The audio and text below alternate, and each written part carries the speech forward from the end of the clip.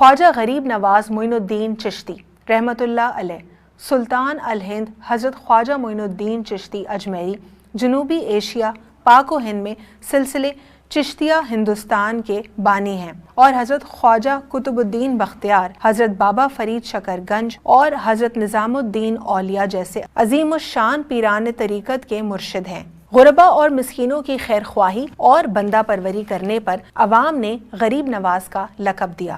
آپ کی ولادت 14 رجب 536 ہجری 1141 عیسوی پیر کے روز ایران کے شہر خراسان کے قریب سنجر نامی گاؤں کے ایک دولت مند گھرانے میں ہوئی۔ بعض حوالوں میں آپ کی ولادت 14 رجب 530 ہجری 1135 بھی ملتی ہے۔ آپ کا نام حسن ہے۔ آپ نسلی اعتبار سے نجیب الطرفین صحیح النسب سید تھے۔ آپ کا شجرہ عالیہ 12 واسطوں سے امیر المومنین حضرت علی کرم اللہ وجہ سے جا ملتا ہے۔ آپ کے والد گرامی غیاث الدین حسین بہت دولت مند تاجر تھے۔ والدہ کا نام بی بی نور تھا۔ دونوں ہی عبادت گزار شخصیات کے مالک تھے۔ شیخ الہند رحمۃ اللہ علیہ کی عمر بھی 15 سال تھی کہ والد کا انتقال ہو گیا۔ والد کا مزار بغداد میں ہے۔ ان حالات میں والدہ ماجدہ نے استقامت کا ثبوت دیا، اور جیسا شیخ الہند کے والد کی خواہش تھی کہ آپ عالم فاضل بنے، مشکل حالات میں بھی تعلیم کا سلسلہ جاری رہا، مگر والدہ کا سایہ بھی زیادہ دن سر پر نہ رہا۔ والدین کی جدائی کے بعد تعلیم کا تسلسل جاری رکھنا مشکل ہو گیا تو باغبانی کا پیشہ اختیار کیا۔ تعلیمی سلسلہ رکنے کا آپ کو غم تھا۔ ایک دن آپ باغ میں کام کر رہے تھے کہ آپ رحمت اللہ علیہ کی نظر ایک بزرگ ہستی پر پڑی۔ بزرگ کا نام ابراہیم کندوزی تھا۔ بزرگ کو دیکھتے ہی ان کی طرف دوڑے اور عقیدت سے ہاتھوں کو بوسہ دیا۔ حضرت ابراہیم کندوزی نے ان کی طرف دیکھا اور دعائیہ کلمات ادا کیے اور پوچھا، نوجوان آپ چاہتے کیا ہیں؟ حضرت معین الدین چشتی رحمت اللہ علیہ نے جواب میں کہا،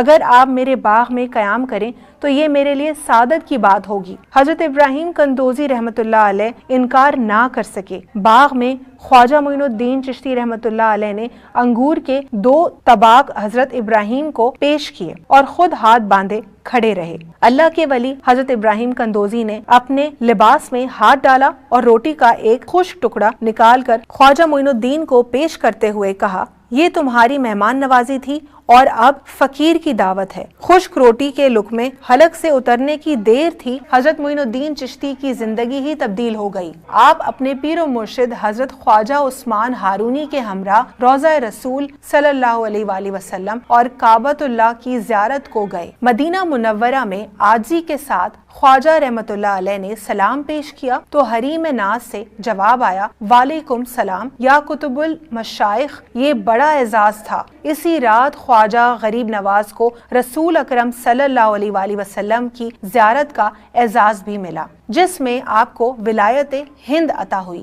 عطائے رسول صلی اللہ علیہ وآلہ وسلم کے اس اعزاز کے بعد مرشد کامل نے خرقہ شریف عطا کیا۔ اس کے بعد سفر کا آغاز ہوا۔ بغداد میں محبوب سجانی شیخ عبد القادر جیلانی رحمت اللہ علیہ کی خدمت میں حاضر ہوئے۔ چلہ کشی کی بیش بہا فیض سے نوازے گئے، پھر اصفہان اور غزنی سے ہوتے ہوئے ہندوستان پہنچے۔ جب ہندوستان تشریف لائے تو آپ کے مریدین کی تعداد 40 تھی۔ ملتان میں آپ کی ملاقات حضرت داتا گنج بخش رحمت اللہ علیہ سے ہوئی۔ اس دوران آپ سے متاثر ہو کر غیر مسلم حلقے اسلام میں آنے لگے۔ آپ کا پیغام چھوت چھات سے پاک تھا۔ انا ساگر نامی تالاب کے پاس پہنچے، کفر کے نظارے دیکھے جس سے آپ کا دل خراب ہوا۔ آپ رحمت اللہ علیہ اور آپ کے ساتھ موجود درویشوں پر تالاب سے پانی لینے پر پابندی لگ گئی تو آپ نے انا ساگر نامی اس تالاب کا سارا پانی اپنے پیالے میں سمیٹ لیا۔